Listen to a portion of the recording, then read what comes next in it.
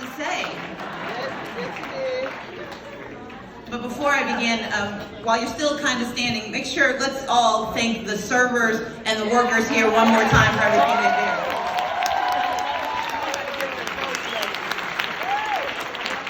Fulton County is good to be here.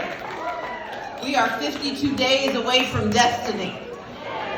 52 days away from sending Raphael Warnock back to the U.S. Senate. 52 days away from adding to our numbers in the state legislature. 52 days away from adding to our numbers under the Gold Dome. And 52 days away from me getting my keys to the second floor.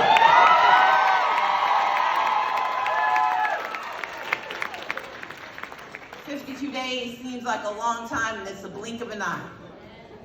I spent today traveling this state. I woke up this morning and went to the farmers market at the Carter Center, the Freedom Farmers Market. I got a chance to hang out with a mutual friend of Senator Warnock and mine, Senator Cory Booker. I met Senator Booker when we were in law school together, and it was an honor to have him down here talking about the work that he and Senator Warnock and others have been doing to help black farmers, help make certain that our farmers here in Georgia get the resources and the support they need. I left there and went to Athens to hang out with some newly unionized graduate students and other workers who are fighting for the right to organize and to ensure a living wage. From there, I went to Sugar Hill to see a concert with the Omega Psi Phi fraternity to talk about what we need to do to turn out voters this year. And in between, I took a visit to Gainesville to spend some time at the Latino Fest. I got a really good pupusa, excellent food. I headed down here because Fulton County, the way we knit together, Sugar Hill and Gainesville and Athens and Atlanta, the way we knit together one Georgia, is right in this room. You see, Fulton County in 2016, you delivered 297,000 votes. I came and asked for some extra help in 2018. Y'all bumped that number up to 306,000. In 2020, though, you decided to show out. You did 380,000 votes for Joe Biden and Kamala Harris. And when we were told we don't win runoffs in the state of Georgia, you all decided to show out and give 354,000 votes to Senator Raphael Warnock and John Ossoff. If you can do in November what you've done for the last few years, I will be the next governor of the great state of Georgia.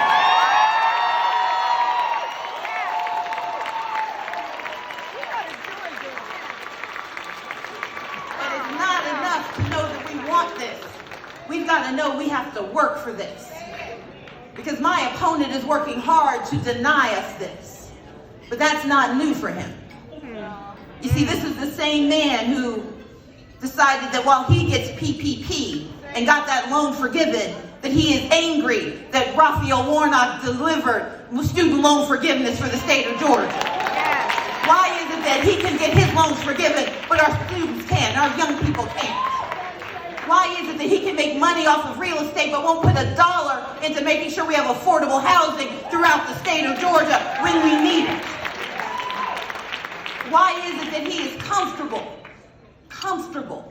being the governor to deny access to health care and letting the Atlanta Medical Center shut down, the 6th hospital to shut down under his leadership? If you want to say that you care about the lives of Georgians, give them somewhere to stay alive. Make sure you're investing in our people. He has offered Band-Aids on bullet wounds and half measures when more is needed. He has had 4 years to show us who he is, and we need to believe him. But now we've got 52 days to tell the rest of Georgia why that is. You see, he's coasted by on this notion that he's some regular Republican. He was MAGA before MAGA was a word. 12 years of voter suppression. 12 years of leading us in the wrong direction. Someone who, in order to win a primary, weakened gun laws in the state of Georgia. I grew up in Mississippi, as the announcer was kind enough to point out. I learned how to shoot from my great-grandmother. She taught me two things. Number one, you don't aim the gun at anyone, and while she didn't say it, we also know that means not in a commercial. But she also taught me that the person most responsible is the person holding the weapon. Why is it that in a state that is number 9 for gun violence, the governor of Georgia weakened gun laws to win a primary? You see, I believe that we can protect the Second Amendment and protect second graders at the exact same time in the state of Georgia. At a time when our children are struggling and they are trying their best to catch up, his answer is a $25 million grant. I want us to fully fund education and pay our teachers $50,000 in starting salary and give them an $11,000 wage and treat them like the professionals they are. He says we can't afford to. I say we can't afford not to. You see, I'm a product of public education. I believe in our teachers. I believe in our educators, in our school bus drivers, and our cafeteria workers, and our paraprofessionals. I believe that you don't answer the call of a teacher asking for help by giving them a $125 gift card that can only be used in certain places on certain items that they can't afford. If you truly believe in our educators, invest in their work, not in your re-election. That's what we need from the next governor of Georgia. I'm running because, yes, indeed, the state reopened early. But let us talk about the 38,000 people who didn't make it. Let's talk about the workers who were told that the governor of Georgia was more interested in protecting their employers than protecting them. They were essential for their work, but not essential enough to get the protections of the state. We live in a state where 53% of black people who applied for unemployment didn't get it. And we live in a state where the governor's answer to the disconnect in our economic imperative is that he's going to study the issue. We know that people of color are 48% of the population, but only 12% of the business revenue. 38% of the population, but 7.7% of the contracts. Well, his answer when asked about it was, he's going to study the issue. Well, I've already studied it and found the answer. The answer is fire Brian Kemp and hire me.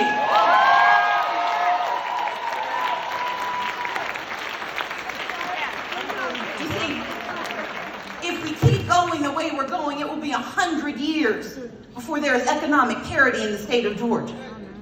I don't have 100 years to wait. Neither do our children or our children's children. And as the senator told us, we are writing a letter to our children. And we need to tell them we see them and we believe in them. And we are willing to invest in them right now.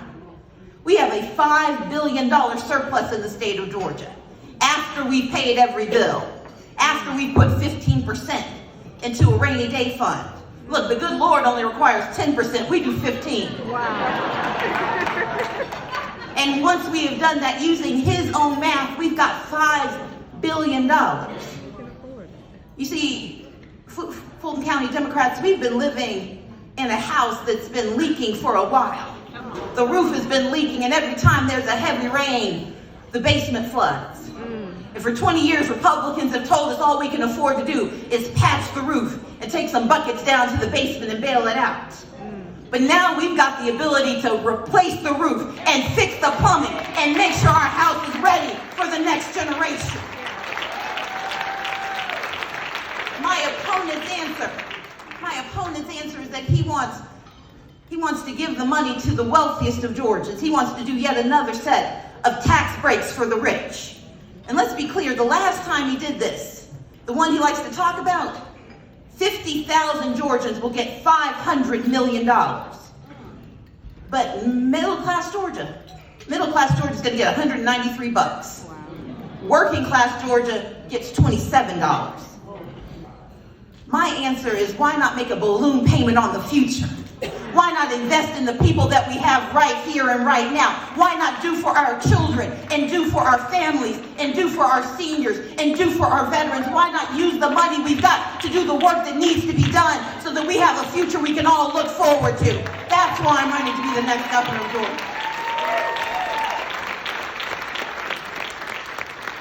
But I'm also running because I'm a woman.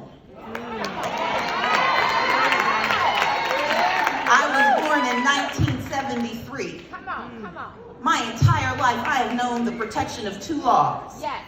The Voting Rights Act and Roe v. Wade. Come on. One was a law and the other was a decision. But both of them determined my future. You see, the Voting Rights Act said that my parents could finally participate in elections and in this democracy, a democracy my grandfather fought in 2 wars to defend. And yet it was 1968, he was in his late 40s before he could cast a ballot in this country. But the Voting Rights Act of 1965 said that the right to vote belonged to all of us, that we would not be denied until 2013 when they gutted the Voting Rights Act. And I saw one part of my citizenship get chipped away at. But I could still count on the fact that, well, at least I had the protection of being a woman in this country, and then came the Dobbs decision. But long before Dobbs got here, Brian Kemp got here. And he slashed access to a woman's right to choose. Passed a draconian 6-week ban, a ban that says you cannot make a decision about your reproductive care after 6 weeks before you know you're pregnant. A ban that in 82 counties is an impossibility because they don't have an OBGYN. 64 counties that do not have a family surgeon, a general surgeon. We've got 18 counties without a family doctor. And we've got 9 counties without a doctor at all. And how many weeks have we waited, women, to just get one appointment for routine things? In Brian Kemp's Georgia, our citizenship is now second class. We know that 1 in 5 women in Georgia don't have access to health insurance. And then his answer to that is, well, you get it after you get pregnant. Knowing that if you don't have it before, the likelihood of maternal mortality skyrockets, especially if you're a black woman in Georgia. This is a man who has broken the promise of Roe v. Wade with a strict abortion ban that says women can be investigated for a miscarriage, can be denied access to medicine because of the whims of a pharmacist. Well, Fulton County, I'm here to tell you, it took a man to break the promise. It's going to take a woman to put it right. That's why I'm running for governor.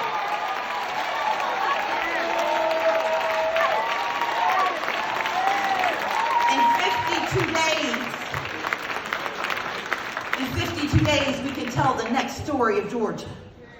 We can be a beacon of light and of hope. We can elect Bee Wynn and Jen Jordan to make certain that we have access to a woman's right to choose and access to voting rights. We can elect Charlie Bailey and William Bodie, Nikita Hemingway and Alicia Thomas Searcy, Denise Laws, and our state legislators up and down the ballot. In 52 days, we can tell the world who we are. We've given them a glimpse. Because in 2018, when they didn't think this was a possibility, we turned up in ways they'd never expected, sent 14 new folks from the Democratic Party to the State House. I may not have made it across the finish line, but Lucy McBath did us proud when she got the Congress, didn't she?